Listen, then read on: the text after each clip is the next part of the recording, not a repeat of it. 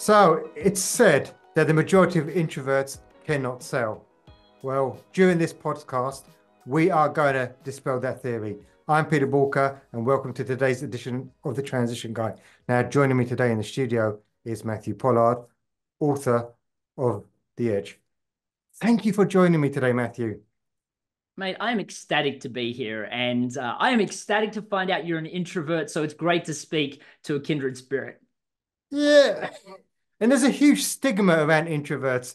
In my sort of 20 years of business and working with business owners, I cannot begin to tell you how often I get told by sales team that, especially like in technical sales, where you've got engineers and everything, and they'll say, I cannot sell, or I don't make a great salesperson. Yet from my experience, a lot of the technical salespeople that I know are probably the greatest salespeople out there. Yeah, absolutely.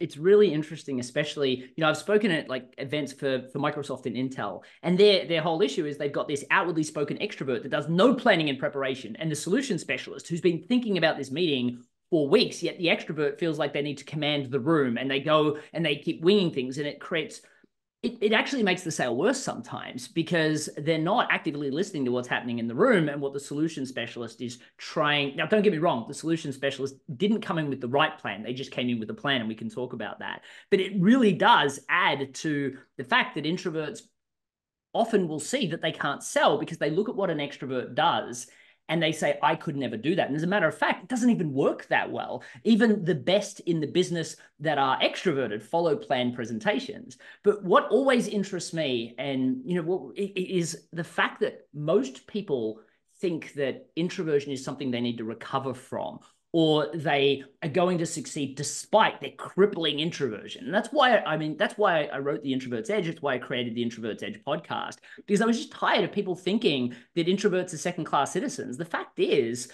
that we dominate in most of the so-called extroverted arenas. Like we say, oh, we can't small talk. Well, Oprah Winfrey is an introvert. David Letterman is an introvert. Oh, yeah, but we can't sell. Zig Ziglar was an introvert. Well, okay, we definitely can't network. Well, Ivan Meisner, the founder of the world's largest networking group in the world, is introverted. So what so-called extroverted arena is it that we don't dominate in?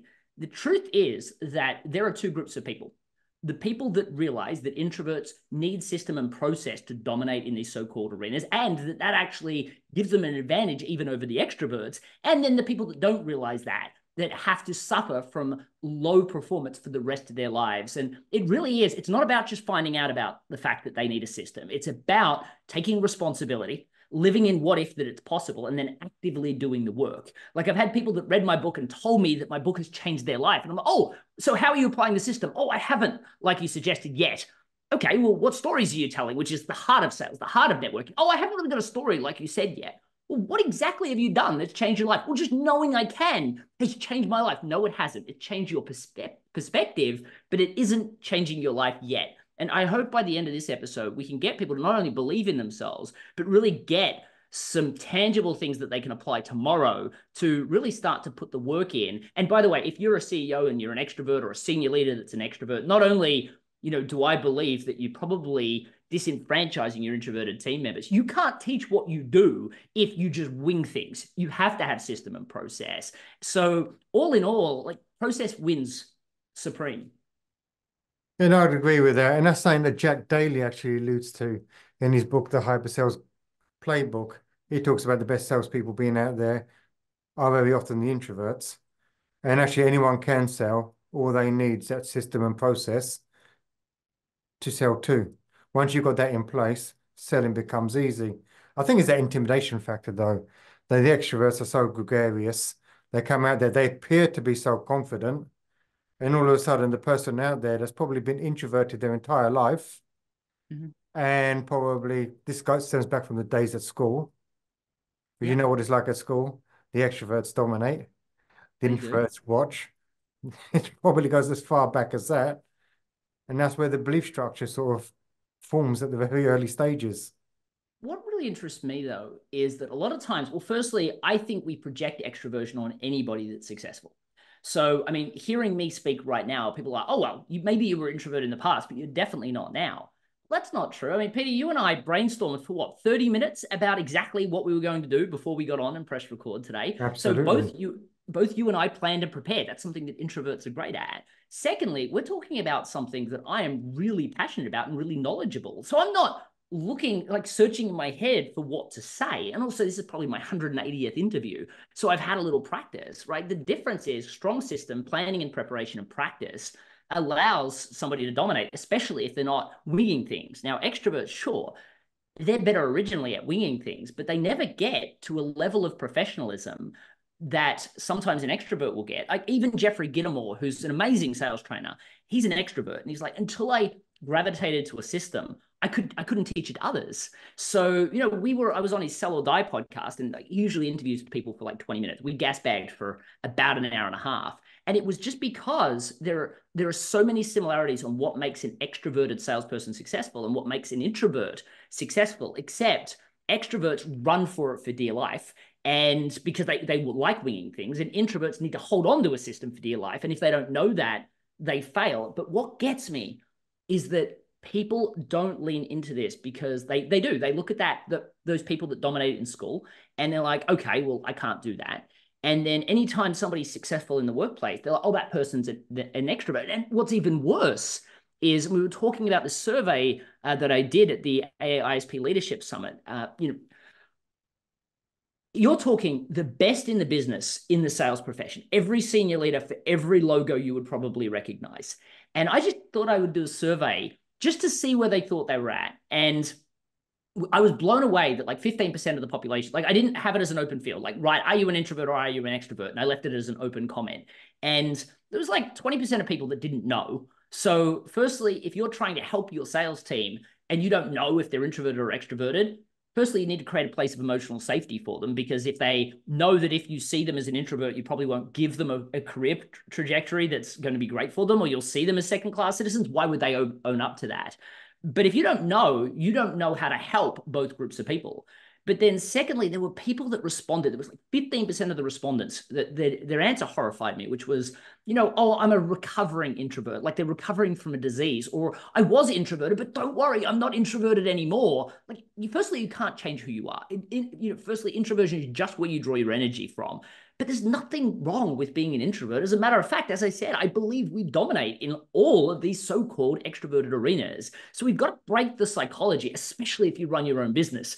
Because firstly, there's something heroic about a person that has enough talent, skill, and belief in themselves to start their own business. But it frustrates me no end where they feel like the cards are stacked against them, because it's just not true. Yeah. And I think a lot of it stems from the beginning. Like you said earlier, a lot of people don't know they're an introvert. And there are so many great profiling tools you can take. I mean, one of my go-to tools for people at the beginning is DISC, a great tool for communication. And in fact, we've even gone that far that on our website, you can go on there and get a free desk assessment. So you can actually do it and start to understand. Because unless you understand yourself, you're never going to understand anybody else. And it is about leaning into your strengths. There is nothing wrong with being an introvert. There is something wrong with being introverted, thinking that's not normal, looking at everybody else thinking that's normal, and then feeling really shitty about yourself. That's not great. No, and I have to admit, I'm gonna fall on my own sword a little bit. I've done it myself. Like I remember watching this speaker. The guy's name was Dan Waldschmidt. I still remember. I was speaking at the Selling Power 2.0 conference, and I remember seeing this guy. This was just when I was starting to speak. I mean, I'm honored to say I've won a whole bunch of speaking awards now, including Sales Kickoff Speaker of the Year. So, by the way, if you think you can't speak and you think you can't sell, that hopefully that makes you see that that's just not true. But I remember seeing this guy and going, my gosh, this is the most dynamic speaker I have ever seen. And I remember going home and going, there's no way I'm ever going to be like this guy. And later on, and I'm talking years later, he asked me why I hadn't reached out to him to endorse my book, the first book that I wrote, The Introvert's Edge. And I said, well, I'm only getting introverted people to endorse. And he's like, mate, I'm an introvert. Like, how do you think I'm an extrovert? And I'm like, well, I saw you from stage. I had projected extroversion on him. And so I understand why people do it. We have this psychology that we just can't. He spent years perfecting that art, and I now have too. But the difference is that my energy levels are different now because of it. And I think this is really key. Like a lot of people, when they think about introversion, they say, well, I can't still be introverted because I enjoy networking now, or I enjoy sales, or I love public speaking. I love all those things too. Like when I public speak, I now, firstly, I have to get on stage and tell a story because, I mean, there's some science behind that. But when you tell a story, it activates the reticular activating system of your brain. And what that means is the storyteller and the story receiver, even in a virtual environment like this, actually our brains synchronize and it creates artificial rapport, which has been proven introverts are amazing at creating deep rapport.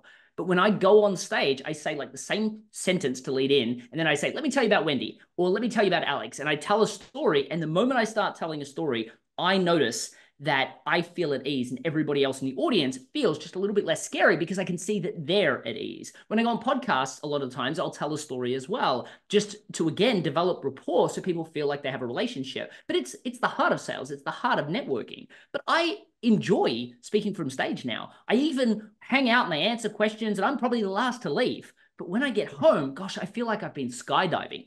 When I do sales calls, to this day, I still don't do Zoom calls because that takes a lot more energy from me. So I notice the difference, but I do phone calls. I follow my same system. My closure rate's phenomenal.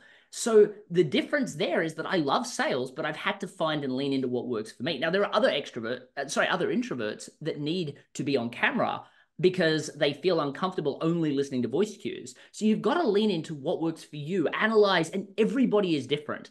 But the one thing that I know to be the same is that when you follow system and process, it takes less energy, there's less anxiety leading into it, and there's less non-positive rumination, because you can use rumination as an introvert for continuous improvement if you do it properly. But rumination in a negative way is terrible, which is why it drains you so much. And that's why people that discover a system report to enjoy these things. It takes a lot less energy, so they think they're moving closer to ambiversion. And in truth, they kind of are, but they are still very much an introvert because you put them in something they don't have a plan and strategy for, they're exhausted again. So Matthew, a question for you. Because very much I think that you've identified your unique strengths, or the edge, as you call it in your book. How can somebody identify what their unique strengths are, what their edge is, so that they can build confidence in their sales approach? Yeah, so I think there are two answers to that question. So I understand that as an introvert, my edge is my ability to plan and prepare and be thoughtful and to empathize. And you might say that extroverts aren't the best listeners. They're not the most empathetic, right? So I know I can reign supreme there. Now, that's not to say, and I don't want this to be considered extroverted bashing, because extroverts can go and learn how to actively listen. They can go and learn how to empathize, just like an introvert can learn a sales system or a networking system. The difference is, especially if they work for a global organization, HR will send them for active listening classes where they say, oh, poor Sarah's an introvert, we can't promote her, or we can't put her in sales. So there's a big difference there. And if you're a corporation listening to this, you need to redefine the word introversion to make people be excited about saying they're introverted and then lean into the strategies that work. But especially, and this, look, I've worked with corporations, people, career professionals that are trying to get into senior management, and predominantly because my passion is helping introverted service providers more than anything in the world. And what I find is that most of them define themselves by their functional skills. So they feel like they want to find their edge in sales, but the truth is planning and preparation means that you really want to remove a lot of the heavy lifting before you even start. And I mean, let me give you... No, go ahead, go. Let me give you an example. So, I worked with a language coach out of California, and she taught kids and adults Mandarin. And I mean, we're talking $50 to $80 an hour for private consultation. But if you want to consider a more commoditized market, I don't think you'll find many, right? You've got people now, she had people moving into California willing to do it for $30 to $40 an hour for private consultation. She had people in China, thanks to the global economy we live in today. And we were talking about geopolitics before, right? There were people willing to do it for $12 an hour on Craigslist. And then worse than that, there's now technology. I'll teach you Mandarin, Peter. You teach me English. We just won't charge anyone anything. So she's competing against free. So she comes to me for sales advice, and she's like, can you show me how to sell better as an introvert? And I'm like, yes, but do you see how much more inauthentic that's going to feel? Like, I can show you some tactics and some strategies, but gosh, wouldn't it be better if the sale was easier? So what I said is, let's look at how we can avoid the battle altogether. And what we did is we looked at all the clients she'd worked with over the years. And what I discovered is there were two people specifically that she helped with far more than just language consulting. These were people that were being relocated to China. And mean, if you think about the Chinese economy, like she helped them understand the difference between e-commerce in China and the Western world, the importance of respect, like learning the language isn't enough. You have to reduce your accent, how to handle a business card and why it matters so much in China. But more importantly, she helped them understand the difference in rapport. Like in China, like, well, let's talk about the Western world, Peter. If I was trying to sell you something and I was really bad at my job, at the end of 45 minutes, I might say something horrible like, do you want to move forward? If you say, let me think about it, and I reach out to you a week from now and you still say you want to think about it, what do you think my chances of getting that sale are? Very slim. Very slim. Well, in China, they're probably going to want to meet with you 5 or 6 times before they even discuss business. They're probably going to want to see you drunk over karaoke once or twice. It's just who they are, but they're talking about 10, 20-year deals, not transactional 12 or 24-month contracts. So they want to know the character of the person. And she helped them understand that. So I was like, Wendy, look, you blow me away with this. Like, you're doing so much more than your functional skill. What are you doing? And they're like, they're just a few things. I'm just trying to help. She didn't even give value. This is what I find. Everyone listening, everyone here has something unique that they do. Otherwise, why would your customers recommend you, refer you, pay you a premium? And by the way, there's always someone cheaper. So they are paying you a premium. I promise. And I'm like, Wendy, look, you're stuck in your functional skill. Is it fair to assume as a result of the assistance you're giving these people, they're going to be more successful in China? And she's like, I mean, yeah, that's the point, right? I said, great, let's call you the China Success Coach then. Forget about Mandarin education for a second. Let's create what we ended up calling the China Success Intensive. Now, she loved the idea of this, but she's like, well, who do I sell it to? What she's really asking is, what niche do I go and market to? So what I said is, well, who do you think? Now, everyone goes for the easier target. She went, well, obviously, it's the executive. That makes sense. I moved from Australia to the United States. I was terrified, and they speak the same language here. So I got it, but I was like, that's not your ideal client. She's like, well, obviously the companies would pay. And I'm like, that makes sense. Like a lot of them have millions of dollars riding on an executive being successful. I just don't think it's your ideal client. She's frustrated with me now. So she's like, well, who then? And I said, I think your ideal client is the immigration attorney. Now she looks at me like I'm speaking a foreign language. And I'm like, well, think about it for a second. These people make $5,000 to $7,000 for dealing with all the bureaucracy and paperwork that comes with organizing a visa. That's not like that's their revenue. Like profit wise, they'd be lucky to make $3,000. They got to do the paperwork and the bureaucracy and dealing with that, staff, rent. They've got, cost of getting client, which often isn't cheap. I said, why not just offer them $3,000 for a simple introduction? So now she's networking with immigration attorneys. They love the idea. They're like, what do I have to say? And she's like, all you got to do is say congratulations, or you've now got your visa. I just want to double check though. Are you ready to go to China? They're like, well, yeah, I mean, we got our place sorted. We're learning the language. Kids are getting pretty good at it too. I think we got our visa now. I think we're set. And they would just respond, or she'd have them respond with, there's a lot more to it than that. I think you need to speak to the China Success Coach. Wendy was charging $50 to $80 an hour before. She now charges $30,000 for this China Success Intensive. She pays a $3,000 commission when she closes the deal. She makes $27,000 for the easiest sale in the world. That's rapid growth, but it comes from understanding unique things that you do outside the scope of your functional skill. That's what gets you the easy sale and the easy introductions. Then saying, what's the higher level benefit of that? For Wendy, it was rapport, respect, and e-commerce. The high level benefit was China Success. Look at me. I'm a sales trainer. I'm a networking coach. I'm a branding expert. I'm a master in NLP. I'm an introvert specialist. Who cares? Nobody does. They don't care how hard it was for me to learn these things or how long it took me to learn them. But when I say I'm the rapid growth guy and I specialize with helping introverted service providers obtain rapid growth in a business they love, the simplicity of that message is what gets me heard in the crowded marketplace. Now think about how much easier selling is compared to saying, oh, I'm a sales and marketing expert. People look at me and go, sales? No, I'm an introvert. I don't want to sell. Now they look at me like I'm one step above a scam artist as opposed to the person that can help them get to where they want to go. If I say I'm in marketing, they're like, oh, I need that. How much do you cost? Well, that's even more awkward. The rapid growth guy and the niche that I serve transitions everything. And the China Success Coach and the niche that she serves makes all the heavy lifting of sales dissipate. Yeah, I learned that lesson a long time ago.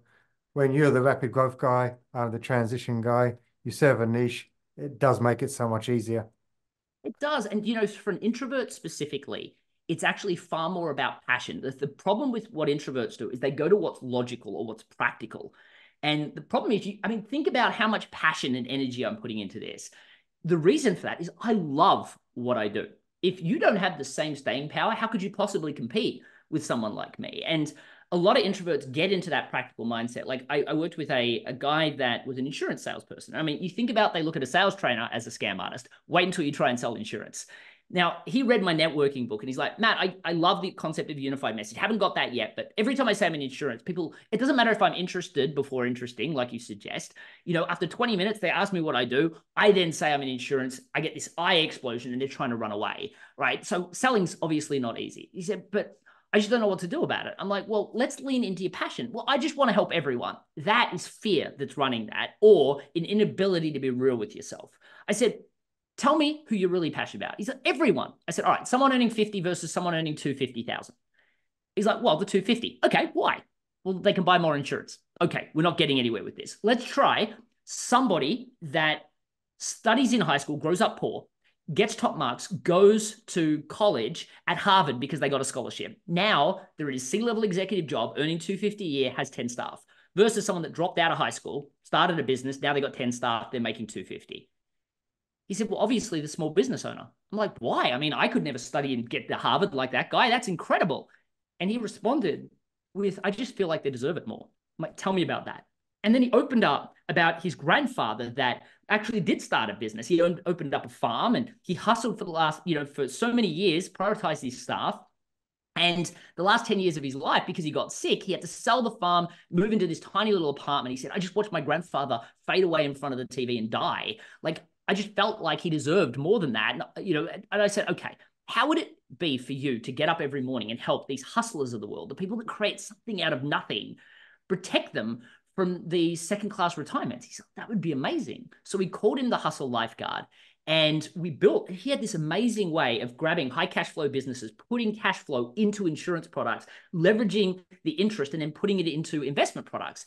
And I was mind blown at how much he knew, but he knew that because he was passionate. He studied those products more. So he then talked about his passion and mission for helping these people. And that's what allowed his business to explode. And I mean, he would do it for free. He's honored to get paid.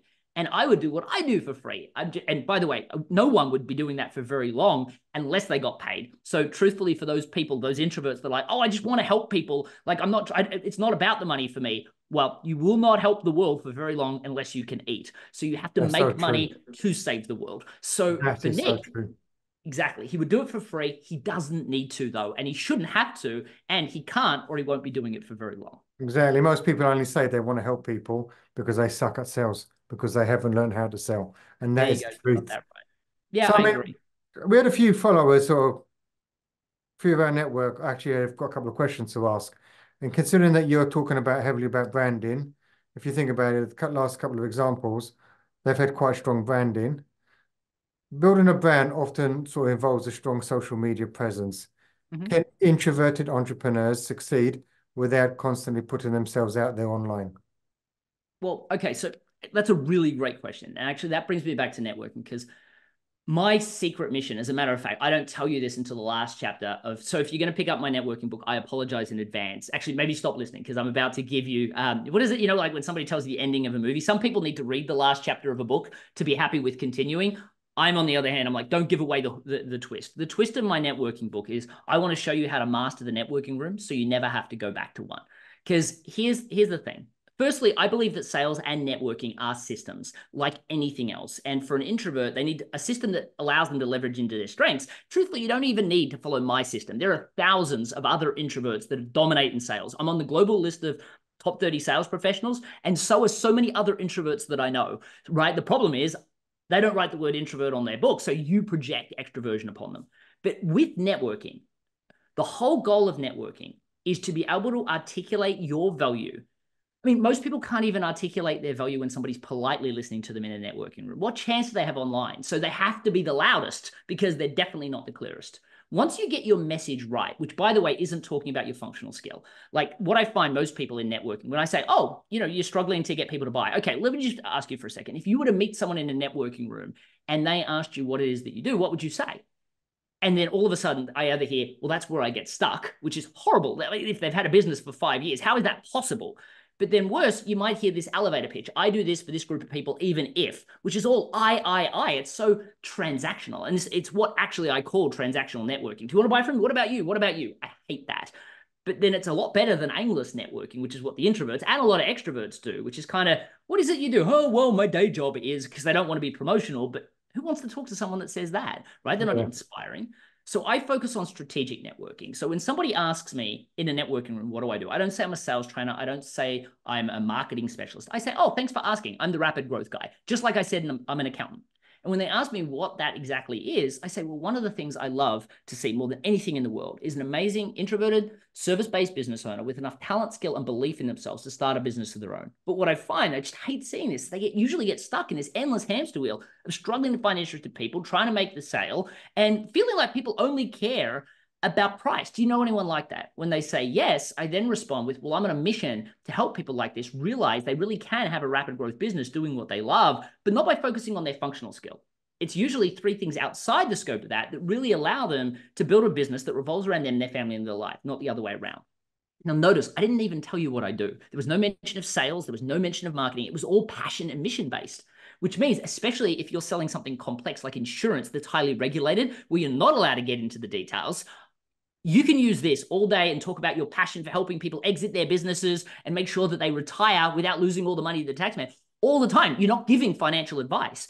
But what I find is when you can learn how to articulate your value clear in a networking room when somebody's politely listening, you can then leverage that online. And you don't have, like, when I looked at online, because I can tell you, when I moved to the United States, like I'd been responsible for 5 multi-million-dollar success stories.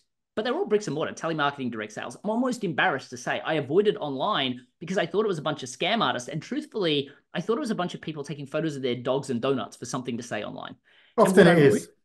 well, it mostly is because people are trying to say, I'm still here, I'm still here. They're trying to be the loudest. When you're the clearest, you can use automation to break through the noise. Like, we've used automation for the last decade. Like, I spent 3 days setting up social media and let everything post after that for the next 5 years. And then after that, we did a refresh when I launched my first book, The Introvert's Edge, and we included some videos and some additional content. And then we didn't touch it for another 3 years. Then we launched The Introvert's Edge to networking, and we did a refresh. People tell me I'm so active on social media. I'm never on social media. Right now, don't get me wrong, when somebody comments on something that we post, I will interact. But I don't think about what I'm going to post today, because what I did is what all introverts are great at. Firstly, I planned and prepared in the networking room, so I had something clear to say. I then validated in the networking room, so I knew it broke through the noise, and I could be the clearest, not the loudest. But then I planned and prepared how to leverage that online with planned and prepared content that I now have automated and on autopilot. So Right. people chase me. People come to me from all over the world, from social media and from podcast interviews. Because think about it this way. When you have something profound to say and you can say it eloquently, when you go on a podcast, thousands of people hear about you from all over the world. And I can do this at home in my PJs if I want. And people will come and chase me. Digital is where it's at today. And as a person that learned how to sell watching YouTube videos after losing my job as a data entry person just before Christmas and having no option but falling into commission only sales, I can tell you, I had a lot of pride associated with being in sales and being able to cold call. My identity was almost completely shaped by that. But now, gosh, I can get people to chase me from all over the world. And sure, to everyone here that's listening today, I hope this sounds completely dynamic. There is nothing that I've said today that isn't planned and prepared and practiced. Now, sure, there may be some slight differences because I'm synthesizing different elements of things that I've planned and prepared. But introverts can do that well. I'm not stuck in my head for working out what to say. I'm saying which one of my planned and prepared responses is more relevant. Or, like all introverts, when they're talking about something they're passionate about, they can't wait to open their mouth. It's only when they're talking about sports or the weather, the last thing they want to do is open their mouth. And it's the same on social media. Talk to your niche, make them feel like they're the most important person in the world. And I promise you, your current clients won't fire you. You're not going to lose referrals. Niching is a new market acquisition strategy, but talk for your passion about serving them and speak about their core 3 problems and share content on that. And you will have people come from everywhere to chase you to work with you. No, that's a good answer. So one final question from our followers was, how can an introverted entrepreneur build a team that complements their personality while ensuring strong team communication skills? Yeah, so there's 2 answers to that. So one is you shouldn't hire a team that complements your personality. Like, a lot of introverts feel like they need to hire a bunch of introverts so they all don't feel like they have to have these collective meetings. That's not true. Like I have extroverts on my team. But one thing that's important is that I'm honest and humble enough to talk about my Achilles heels. And everybody else on my team is confident to do the same because we all help and strengthen each other's Achilles heels by educating them, by sharing trainings that might help them, and by allowing each other to leverage each other's strengths. Like most of my team, when I'm speaking in an event, they know they need to protect me for about an hour beforehand because I can't help myself. Like if they send me an issue, I feel like I need to solve it because I'm in a heightened state. And so I'll call them and I won't be my best self. I'm more like a 5-year-old tantruming child trying to complain about the problem and trying to fix it, not in the right space. So because of that, they protect me for that period. Now, Yeah. I also know that after a period of time when I do it, they plan rest time for me. And if I book something in, they call and make sure it's moved because they know that if I don't, then I won't emotionally regulate the way that I need to. Like I just got asked, I'm speaking in Hawaii, and they asked me if I would be willing to stay in a private house that, I mean, the guy's a millionaire. He's got this big house in the back and he's like, why would we pay for you to stay somewhere, like stay with us? And they said, my team responded without even asking me. Look, Matt would love to do that because, I mean, the place is a mansion. Why wouldn't I want to stay there? But he said, as long as he's not hosted, because a lot of people feel like they need to invite him in for dinner and they need, next thing you know, he's going to be sitting there looking at family photos from their last trip to Australia. And the problem is that he needs time to recharge. Otherwise, he won't be at his best self. And he also works hard because he's passionate about what he does. And the problem is that when we do that, we string him out and he's just, he's not as successful as he should be. So is that okay? And the person responded with, oh my gosh, I'm exactly like that. When I go and visit doctors, they think they're doing me a favor by hosting me. And they're not, because they're always bringing me in for dinners with their kids. And they feel like it's because they're extroverted that they should be doing that because they get lonely. But for me, it's not helpful. So it's actually created a kinship between us. But then on top of that, they've actually now highlighted where my strengths and weaknesses are. And if they want me to be my best, which, I mean, they've hired me to speak, right? They want to make sure that they're protecting me too. So if you're trying to hire a really good team, you need to understand what their strengths and weaknesses are, but you must make sure that you don't define them by them. Some of my best salespeople are introverted. I've got some great extroverted salespeople too. I've got some of my best team members are extroverted. Some of my best team members are introverted. The truth is that if you want to create a great team dynamic, you need to create a culture of learning, a culture of honesty, and anybody should be allowed to talk about an Achilles heel, but they shouldn't be allowed to define themselves by that Achilles heel. And what I mean by that is so many times, one of my best presentations that I deliver for corporations is story playbook. And one of the things, while I talk about the science of story and why it works so well, and the fact that most people in a sales dynamic, they believe they tell stories. They don't. They tell case studies. Customer wanted this, so we gave it to them. And to me, a story is more like the story of how you met your husband or wife, right? In the beginning, it's a little bit bulky. You start to remove things. Some people love certain elements, so you embellish a little bit. Like the story of how I met my wife now it's like a theatrical masterpiece. Like I say certain things, my wife says certain things, we say things together, and then we say, that's how we met. In business, we don't tell stories like that because we're trying to be mindful of time. It doesn't stop us from spewing out a bunch of jargon at somebody, but we don't tell stories because we feel like it's not helpful. Even though the best way to get customers out of their own way, which is what sales is about, by the way, sales, the actual true definition came from the Scandinavian word to serve. Best way to serve your clients is to tell them a story rather than jargon to get them out of their own way and help them see a moral. The problem is that stories, well, the positive and the negative, when you tell a story, it short circuits the logical brain and you speak directly to the emotional brain. In sales, it's wonderful, right? Because the logical brain's thinking, that'll work for me. My situation's different. That won't work for me. Send me a proposal. I don't have time for this. Hang up.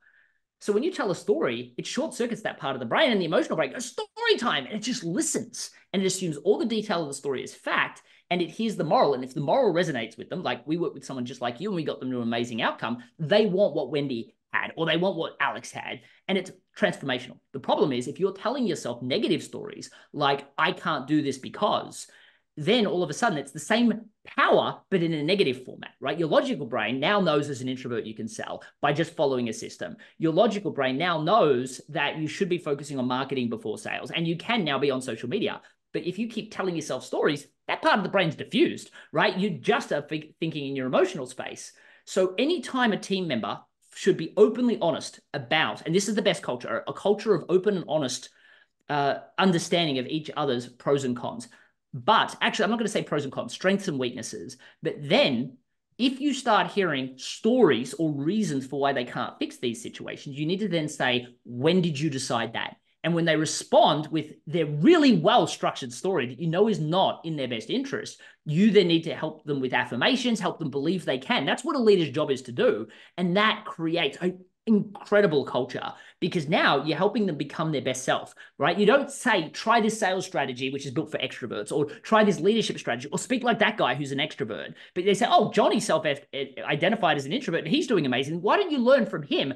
Because he'll show you that you can. So by creating an open and honest culture and creating a culture of learning, but not defining yourself by your problems, that's the best job an introvert or an extrovert can do. But pigeonholing people and letting them live in their stories, that's the worst culture you can possibly have. No, thank you for that, Matthew.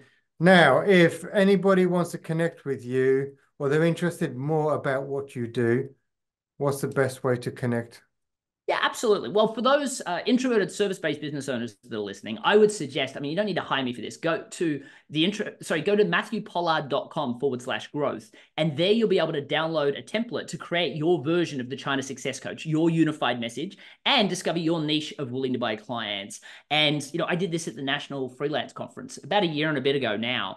And like nearly at the end of the session, I said, put your hand up if you now believe you've got a unified message that will excite and inspire people to want to know more, and you've identified a niche of willing to buy clients. Like 97% of the room put their hands up, which sounds great. Till I tell you the whole session was 90 minutes long. And when I said, look, do me a favor, keep your hands up if this is the most time you spent actively working on your marketing, not listening to marketing podcasts or reading marketing books, but actively working on your marketing, like 85% of the room kept their hands up. So this template absolutely works if you spend the time doing it. And I would suggest you do this. Go to matthewpollard.com/growth, download the template, and then get somebody else to listen to this podcast and at least hear the Wendy story so they know what they're doing.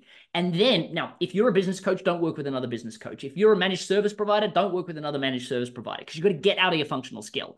My bet is that if you spend about an hour, hour and a half on them, and then they spend an hour, hour and a half on you, you will transform your business. Now, if you're somebody that believes that you can't sell or you can't network, go to the introvertsedge.com or the introvertsedge to networking.com. And my publisher's going to hate me when I say this. You do not need to download my book. So you don't need to buy my book. What I would recommend is you download the first chapter of either. And to use the sales book for example, if you download that first chapter, the first thing is I'll give you overwhelming evidence that you can sell as an introvert. As a matter of fact, you have the edge. And then I will give you a 7-step strategy. And if you do nothing more than grab what you currently say and put it into that, you'll quickly realize there's some things that don't fit. Throw that out. You shouldn't be saying that to customers. That's a lot of your jargon that's causing people to ask for a proposal or say it won't work for them because they're overwhelmed. You'll then realize there's some gaping holes, usually around asking not questions, but the right questions and telling great stories. And I don't just mean case studies or testimonials. I mean eloquent stories. If you fill those gaps and throw out the things you don't say and then put the other things in order, because usually people say things way out of order, you'll double your sales in the next 60 days. If you just do those things, you've got a small business, you will transform your business. If you're a career professional listening to this, download the Introvert's Edge to networking and you'll realize that you're either engaging in transactional networking or aimless networking. Neither will help you. And I'll help you understand the importance of planning and preparation for strategic networking so you don't go into any room with not knowing who you already want to speak to and what you want to say. And then once you've done that, buy the book. Well, I will say the book actually has a video implementation training in the back of each. And I was actually honored by this. So the sales book specifically, it just got the free program that got in the back bonus section, just got listed by Global Gurus as one of the top 5 sales development programs in the world. Funnily enough, it's the only one that's under about $3,000 or $4,000, and it's just free with the Kindle, the audiobook, or the print book. So if you don't buy one, both have those. It's very simple. That's why you buy the book. Now, if you want to know whether you're an introvert or extrovert, why don't you head over to check the comments below. On Boolkah.com, you can take the free DISC personality assessment, and that will give you a starting point, what profile you are. Matthew, thank you for being such an awesome guest. There's been so much covered today. Many of our audience are going to have to re-go over the episode a couple of times just to pick out all the golden nuggets. Mate, it's been my absolute pleasure. As you know, my passion is helping introverts, and I really appreciate you giving me the opportunity to help more introverts realize they're not second-class citizens. They need to find a different path to success. No, thank you so much. And remember, failing to learn is learning to fail. Stay safe and find out whether you're an introvert or extrovert.